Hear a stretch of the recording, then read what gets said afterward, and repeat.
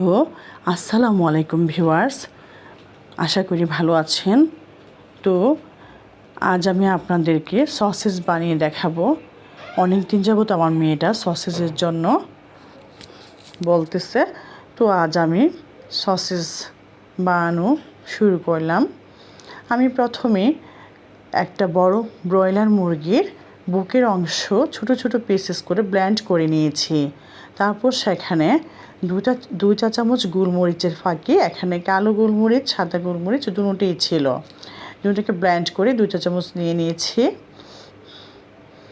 আমি এখানে একের পর এক চিলি ফ্লেক্স দিচ্ছি। 2 চা চামচ দিলাম, আমার মনে হচ্ছে চিলি ফ্লেক্সটা কম হবে, সেজন্য আমি এখানে 2 চা চামচ দিলাম, পরে লাগলে আবার দিব। টেস্ট করে নিয়ে তারপর আমাকে দেখতে হবে।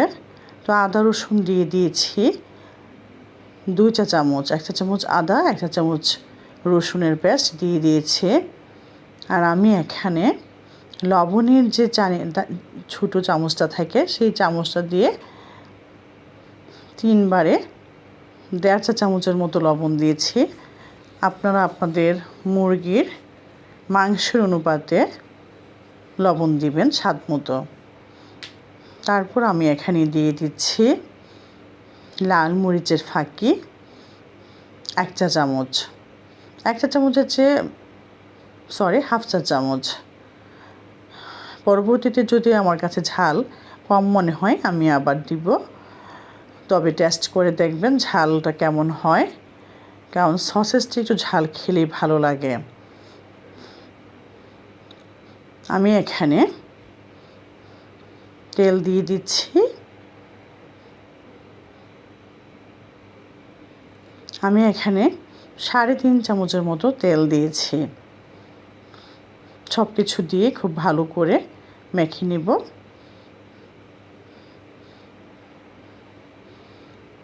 মেরিনেট করার সময় খুব ভালোভাবে আপনারা হাত দিয়ে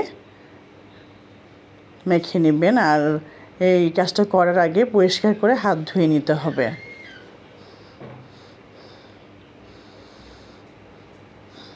এভাবে ভালো করে মেখে মেখে সসেজটার জন্য কাইটাকে তৈরি করে নিতে হবে। আমার মুরগিটা বড় ছিল আর আমার হাতে অনেক সময় কম ছিল, সেজন্য আমি কি করেছি একটু বড় বড় করে সসেসগুলো তৈরি করেছি। একটু মোটা হয়ে গেছে আমার সসেসগুলো, আপনারা দেখতে পাবেন। এরপর যে আমার মনে হচ্ছে চিলি ফ্লেক্সটা কম হবে, ঝালটা কম হবে, আমি সেজন্য আরেকটু চিলি ফ্লেক্স দিয়ে দিলাম। আপনারা আমার মতো আন্দাজে দিয়ে দেবেন না, আপনারা টেস্ট করে দেখবেন তার স্বাদ কেমন হয়েছে। সসেস, পিৎজা, হটডগ এছাড়া কেউ খালি খেতে চাইলেও খাওয়া যাবে, যার যার ইচ্ছা অনুযায়ী, যার যার টেস্ট অনুযায়ী। তো আমি এখানে মাত্র 6টা সসেস তৈরি করলাম। আসলে সসেস বলেন নাগেট বলেন, এগুলোতে পুরোপুরি মুরগির মাংসটাই বেশি লাগে, কারণ এখানে মাংসটা একটু বেশি দিতে হয়, অন্য উপাদানগুলো তো আর বেশি থাকে না। তো আসল যে অংশগুলো সেটাই হলো মুরগির মাংস, চিকেনের পুরো মাংসটাই দিয়ে দিতে হয় সেখানে, অন্য কিছু সেখানে মিক্সড করা যাবে না। কিন্তু আমরা কাবাব তৈরি করতে গেলে দেখি যে সেখানে ডাল দেওয়ার পর কাবাবের অংশগুলো অনেক বেড়ে যায়, অনেকগুলো কাবাব বাড়ে, মানে কাবাব তৈরি করা যায়। কিন্তু সসেজ নাগেট তৈরি করলে একটা মুরগি দিয়ে খুব বেশি করা যায় না, তবে যার যার পরিমাণ মতো যে নিয়ে নেবেন।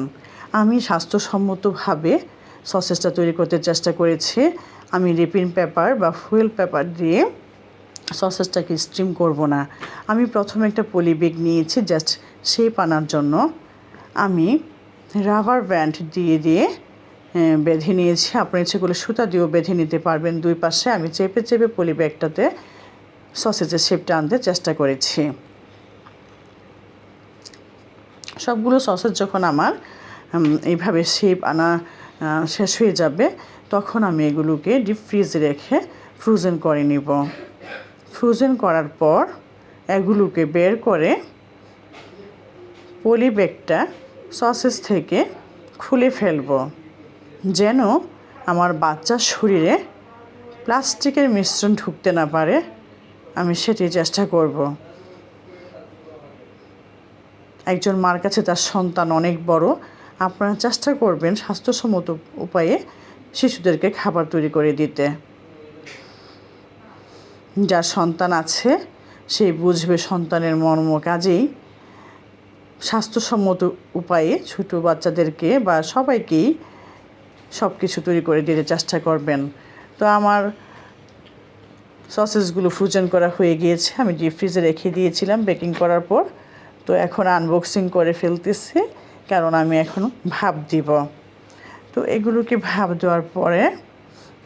দেওয়ার জন্য আমি একটা মোমোর যে স্টিম করার ডেকচিটা, ভাপের ডেকচিটা, সেই ডেকচিটাকে ইউজ করব। তো দেখছেন আপনারা সসেসগুলো শেপে চলে এসেছে, কারণ আমি এখানে 2 ঘন্টার জন্য ডিপ ফ্রিজে রেখেছিলাম। সসেস ভাপ দেওয়ার জন্য আমি এখন মোমোর যে পাতিলটা, সেটাতে কিছু পরিমাণ তেল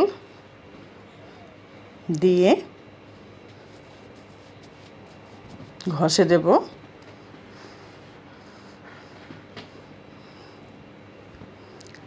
আপনারা সেটা একটু পরেই দেখতে পারবেন। তো সবগুলো সসেস প্যাকিং থেকে খুলে ফেলেছি। এই যে আমি এখন তেল ঘষে নিচ্ছি। আমি তেল ঘষার পর 10 থেকে 15 মিনিট মোমোটাকে স্টিম করব এবং মোমোটাকে দিয়ে সাথে সাথেই চুলাটা অন করে ফেলব। তৈল ঘষে নেওয়ার পরে আমি একটার পর একটা সসেস এখানে বিছিয়ে দেব। বিছিয়ে দেওয়ার পর 10 থেকে 15 মিনিটের জন্য লো হিটে স্টিম করে নিব। লো হিটে স্টিম করার পর এগুলোকে চুলাটাকে আমি অফ করে দিব এবং এগুলোকে উঠিয়ে ফেলব। আমার সসেসগুলো একটু মোটা হয়ে গিয়েছে, কারণ আমার হাতে সময় কম ছিল। আপনারা আরেকটু বেশি সময় নিয়ে কাজ করবেন এবং চেষ্টা করবেন আরেকটু চিকন চিকন করে করতে। ফ্রোজেন অবস্থায় সসেসগুলোকে বের করে ইচ্ছে করলে সাথে সাথে আপনারা ভেজে নিতে পারেন। তো এ পর্যায়ে আমি ফ্রোজেন করব। আমার মেয়েটা কিছুদিনের রেখে রেখে খাবে, তো সেজন্য আমি এখানে স্টিম করে নিয়েছি। 10 থেকে 15 মিনিটের মতো লেগেছে আমার। তারপর আমি এগুলোকে উঠিয়ে ফেলেছি। এখন একটা বক্স করে আমি আবার ডিপ ফ্রিজে রেখে দেব। আমার প্রয়োজন মতো আমার মেয়ে খাবে। তো আমার মেয়ে প্রথমে এটাকে তেলে ভেজে নিচ্ছে স্টিম করা সসেসকে। আপনার ইচ্ছে করে সরাসরি ডিপ ফ্রিজ থেকে খুলে তেলে ভেজে নিলেও কোনো সমস্যা নাই, এটা একটু সফট থাকে। আমার সসেস ভাজাটা একটু হার্ড হয়ে গিয়েছে, কারণ আমার মেয়েটা নেড়েচেড়ে অনেকক্ষণ লাগিয়ে ভেজেছিল। তো আপনারা এত ভাজবেন না, জাস্ট একটু ফ্রাই প্যানের মধ্যে দিয়ে তেলটা গরম করে হালকা একটা ভাজা দিয়ে উঠিয়ে ফেলবেন, ঠিক আছে? তো আমার এটা হয়ে গিয়েছে। আরেকটা কথা, আমি আপনাদেরকে ভিডিও ক্লিপটা দেখাতে ভুলে গিয়েছি। আমি এখানে 1.5 চা চামচের মতো সয়া সস দিয়েছিলাম, তবে আমার যে পরিমাণ মাংস, 2 থেকে 2.5 চা চামচ সয়া সস দেওয়া উচিত ছিল। আমার ঘরে স্বল্প পরিমাণে থাকায় আমি সেটাকে দিতে পারি নাই। তো আমার সসেস হয়ে গিয়েছে। এই সসেসটা অনেকক্ষণ ভেজে নেওয়ায় একটু হার্ড হয়ে গিয়েছে, তো আমি উঠিয়ে ফেলতেছি। একটু শক্ত হয়ে গিয়েছে, আমার মেয়ে নেড়ে চেড়ে আরও হার্ড করে ফেলেছে।